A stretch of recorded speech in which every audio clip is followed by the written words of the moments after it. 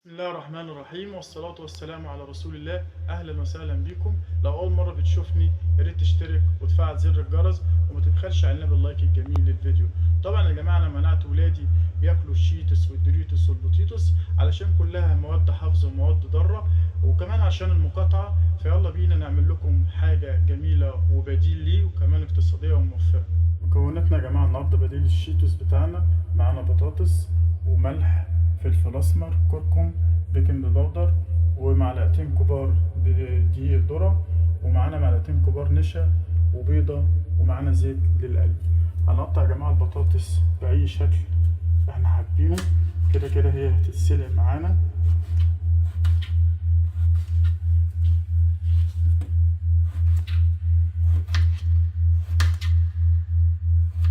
هنكمل تقطيع البطاطس ونسلقها يا جماعة ونرجع لكم تاني عشان ما نطولش عليكم الفيديو. ودلوقتي يا جماعة بعد ما سلقنا البطاطس بتاعتنا وطلعناها هنبدأ نهرسها كويس.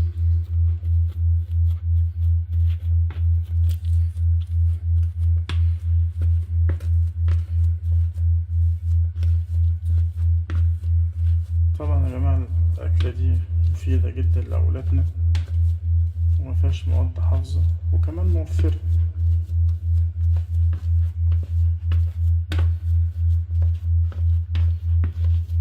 هرسنا البطاطس بتاعتنا كويس.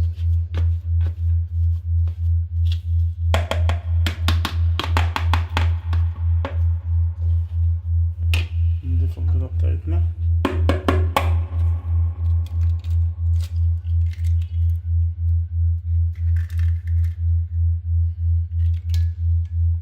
وبعدين بقى يا جماعة نضيف المكونات بتاعتنا اللي موجودة. نحط الملح، كمية مناسبة من الملح، وبعدين هنحط الفلفل الأسمر، الفلفل الأسود، ومعانا كركم، البيكنج باودر بتاعنا،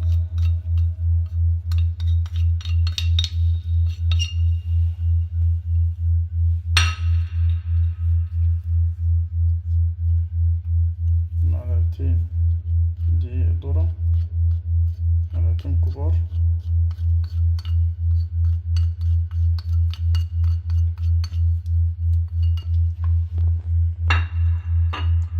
ومعانا كمان معلقتين نشا،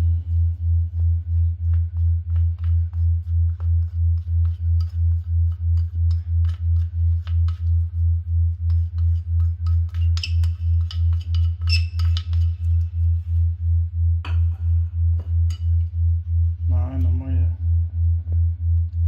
مش سخنة أوي يا جماعة،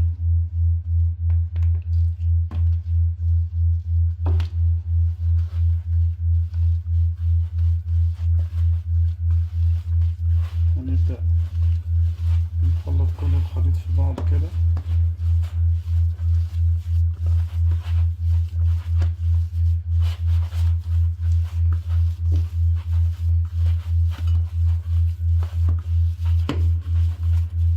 أنا كده هبدأ أعجن عشان كل المكونات تدخل في بعضيها.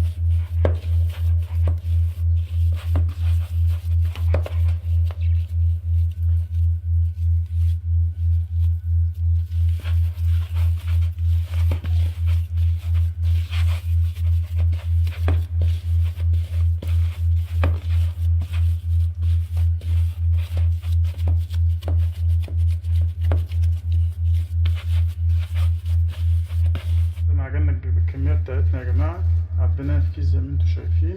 هنقطع حتة صغيرة كده من الكيس ونروح بينا على الزيت السخن.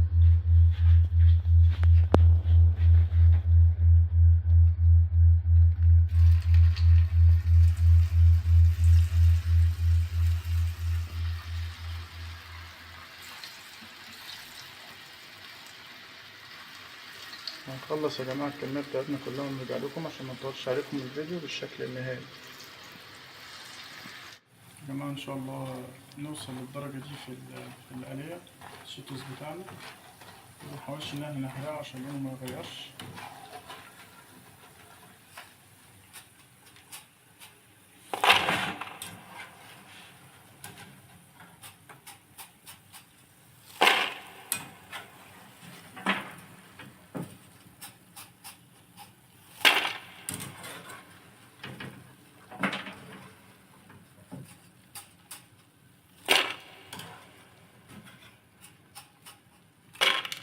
اهو يا جماعة بعد ما خلصنا وطلعنا الكمية بتاعتنا كلها من الزيت، ده الشكل النهائي للشيتوس بتاعنا، مش شارب زيت ولا أي حاجة. وطبعا زي ما انتوا شايفين بيقرمش.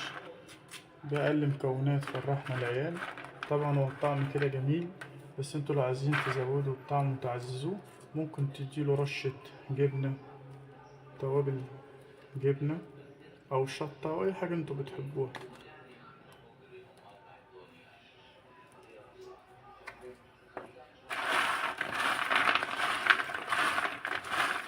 تعالوا ندوق يا جماعة كده.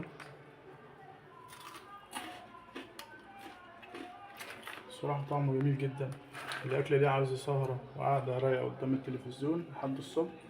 لو وصلت معانا الفترة دي في الفيديو ياريت تصلوا على النبي في التعليقات وتدوس لايك عشان يوصلكم مننا كل جديد، واشوفكم في فيديو جديد. السلام عليكم ورحمة الله وبركاته.